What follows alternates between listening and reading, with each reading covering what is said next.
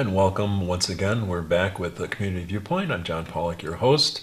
Our second segment is going to be included with a lovely lady by the name of Tyann James from Nathan Adelson Hospice, NAH. And Nathan Adelson Hospice is, describe it for us first before we get into the program. Well, Nathan Adelson Hospice is the only nonprofit hospice in Pahrump. Mm-hmm. And so we serve, obviously, Pahrump, Amargosa Valley, Crystal, and we take care of patients who have life-limiting illnesses that are no longer able to care for themselves? Yes, care for themselves. We've got nurses and CNAs and spiritual care and volunteers and social work that can come in and help with every aspect, not just the patients, but the whole family. So we're there for the whole family. And you also have groups sessions for caregivers, for people that are grieving too. Yeah. So you provide other services over there too at Nathan Adelson Hospice. So it's free. They're free, and you do not have to have had a person on service to attend those. Those are free to the community. So, yeah, so that's very important before we get into the meat of our subject here. So they perform a great service for us here. So Tyann, what will we be talking about today? We're going to be talking about doctors today, right? We are a little bit, just a little bit. It's something that we've been doing for 19 years. It's a fundraiser, and of course, being a nonprofit, we rely on a lot of our fundraising for the things that we offer to our patients and families. So this next one is actually in Las Vegas, and it's called the Doctors in Concert, Serenades of Life, and it's our 19th year. And what it is we've got, who knew, but a lot of our physicians that work with us and not work with us, I guess I should just say, have other talents. They can sing, they can play instruments, so they came up with an idea that they would throw a benefit, and it just stuck, and it's been 19 years, and now we're doing it at the beautiful Smith Center. This is, I believe, the second year in a row that we're doing it at the Smith Center, and we always have one main guest. Last year, I believe it was Sheena Easton. This year, it's going to be Bella Electric Strings, a beautiful show. Beautiful women playing beautiful instruments. It's gorgeous. And Clint Holmes is also going to be there. And go ahead. He was there for the 4th of July concert for the Philharmonic, so that was the first time I met him, and he's one of the mainstays of Las Vegas. Yes. Very comfortable, little quirky, but very comfortable individual, and he just loves what he's doing, and he's doing this also. Yes. So that's great. Yeah, he is. And we, of course, appreciate anybody who steps up to help us raise money for the things that we do. This is the Doctors in Concert actually benefits the Bonnie Schreck Memorial Complementary Therapies Program, which sounds long, but what they do is, we have complement. So we have the physicians that order the medicines and take care of the body, and we have the complementary therapies that help the family, not just the patient, but help the family with the everyday muscle aches, because there are homeopathic things that can be done too that help relieve anxiety, that help massage. We have massage therapy, we have aromatherapy, we've got Reiki therapy, pet therapy, art therapy. We've got a lot of things that go into this program that help our patients, and so obviously it needs to be funded. So this is at the Smith Center. I've only been there once, but I really want to go back, and it's just like Wizard of Oz, Toto. We're not in Kansas anymore. And funny you should say that. That's the one I saw, was the one with the story continuing about the Wizard of Oz. It was about the witch. Wicked. Thank you. Right. Yes. So we that's where I saw that, and it was beautiful, and the sound was amazing. It was. Yeah, it's beautiful. Yes, maybe there's hope for Las Vegas after all. But it was just a fantastic place. It's very, very well put together, and it was very comfortable. And I just felt enriched just being there. I know, it's beautiful. Yes. It is beautiful. So we have several different ticket prices, from $25 up to $300 and something. Right.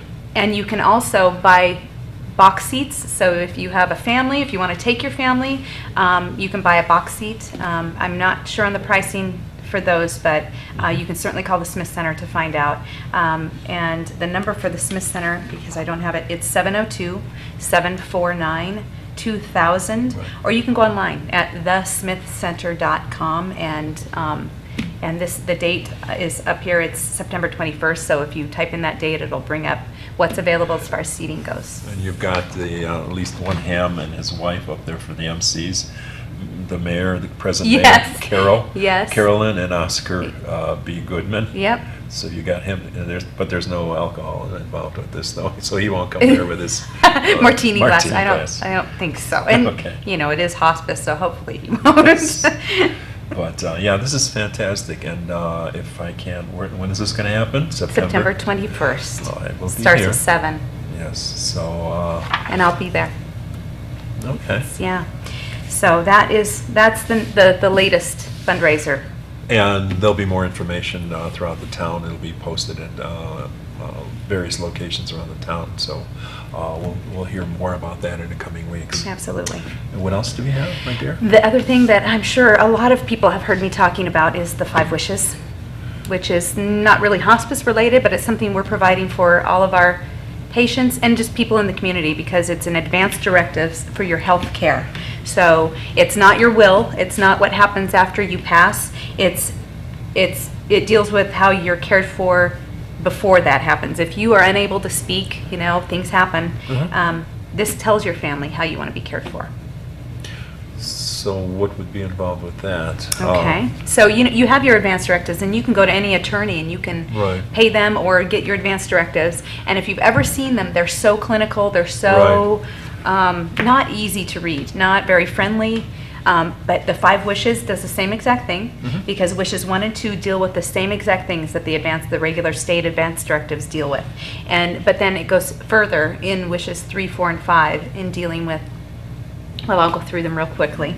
But so the first thing when you get your 5 Wishes is you want to make sure that you make sure your state it's legal in 42 states. Okay. And they're all listed on the front, and Nevada, of course, is one of them.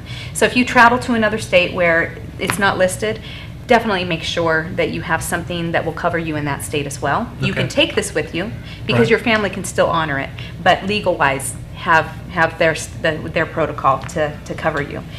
You want to, and it walks you through step by step. What is it?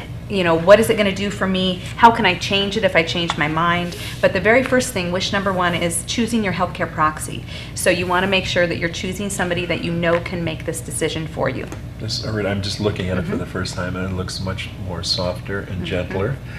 That was It the is. purpose, yes. Absolutely, and it's got a lot of line space to write stuff in. I don't know if you've seen the advanced directives that you get from the state, but I think there's 2 lines at the very end for anything that you might want to add. This one has lines on every page. Everything that it deals with, if you want to change things or amend or write things that you don't see in here, it gives you the space to really make it your own. So the first thing is choosing your healthcare agent, and they give you some tips on picking the right person. So they say you shouldn't choose a relative or somebody that's very close to you, because they say that a lot of times they're too close to make those decisions. But Okay. I think we all know if our loved one could make that decision, the decisions that you want to be carried out. So, for instance, I do have my husband listed because I know that he would carry out my wishes. And so choose not just one. We always say there's space for 3, but choose at least 2. That way, if the first person, you can have these for years, and maybe the first person moves away, you're not in contact with them anymore, or they pass and you haven't changed this, you have another person to go to. Secondary, huh? Okay, so then this also deals with your medical care, making choices about your medical care. You're basically saying in Wish 1 that the people that you've chosen, these are the things that you're giving them permission to take care of. So it talks about talking to the physicians, obtaining medical records. It talks about donating your organs. And if you don't agree with any of this, say you don't want to donate, you just cross it that off. off. Okay. Exactly. Cross it off. Write down here, maybe you just want to donate your eyes if that's possible. So you can circle that, but then write down here only to donate eyes, or whatever organs you might want to. So you really can personalize this and make it your own. It also tells you what to do if you change your mind about who your healthcare agent is, and you need to void it and do another one, but it walks you through everything, so there are no questions. Wish number 2 is the wish for the kind of medical treatment I want or don't want, and that is still your standard advanced directives. Life support, what life support means to you. When you're close to death, the things that you want taken care of. Do you want to have life support? Do you want to have life support if it's already been started? Do you want it stopped? Okay, yeah, so this, yeah, you're hitting me real hard with those things Yes, too. But, yeah. And like I said, it's a gentler way that you're presenting it also. It So, is, yes. and again, they leave lines. They leave line space for you to, if there's something that you don't see, if there's something that you've thought of that isn't a standard, or something you've encountered in your life that you want, they give you the line space. So wishes number 1 and 2 really are the same as your regular state advanced directives. Right. So it's wish number 3 where we start to get a little bit different, and it's harder for me to go through because it's very it gets very personal. It talks about things that aren't normal. Wish number I shouldn't say not normal, No. but the normal advanced directives don't talk about. So wish number 3 is how comfortable you want to be. So, Okay. do you want to have your teeth brushed? Do you want to have your hair brushed? Do you want to have poems read to you? Is there certain music you want to have played? Can I just check? Absolutely. You can have this one. You can start to do it right now. So then, moving on to wish number 4, my wish for how I want people to treat me. And that's something that you think, well, of course they're going to treat me good. That's my husband, my family member. But there are things that when a family's under stress, they don't think about. A moist cloth on your forehead. You're making my eyes. I'm sorry. moist right now. Yes. Sorry, but it is. It's very. very And wait till personal. wait till you get to wish number 5, because that one's the hardest one for me. It was the hardest. I wish to have my hand held and to be talked to. I wish to be cared for with kindness. And again, those are things that you would expect that your family would do, and they probably would. Mm-hmm. But when you're under stress and you're a caregiver, that's a very hard job. And Right. depending on how long they've been doing it, those are things that you can forget because you're so busy making sure that your linens are clean and you've got the medicines that you need and running the regular household, that maybe you forget that you liked prayer and you want to have friends come and pray with you, or you want to have pictures of your loved ones near you. Even if you may not be able to see them, you want those there. So, Yes. yeah. Yes. Yeah. Yes. So it's very important, though. So it goes a lot deeper than your regular advanced directives. Wish number 5, my wish for what I want my loved ones to know. And I'm not going to spend a lot of time on this because I will start crying. It is you cross out and write in things that you want. I wish to have my family members know that I love them. I wish to forgive them. I wish that they forgive me. I get goosebumps talking about it because I it's know. they're very deep, and it took me a while to go through it. So you fill this out, you get it notarized, or you have 2 non-family members witness your signature, and it's a legal document. Okay, the time is up, and that was fantastic. And we should have the 5 wishes prior to that when we're in our 40s or 50s. Yes, I've done mine. Yes. Yes, but thank you, Thank you. and we thank you for watching us, and we'll be back next week.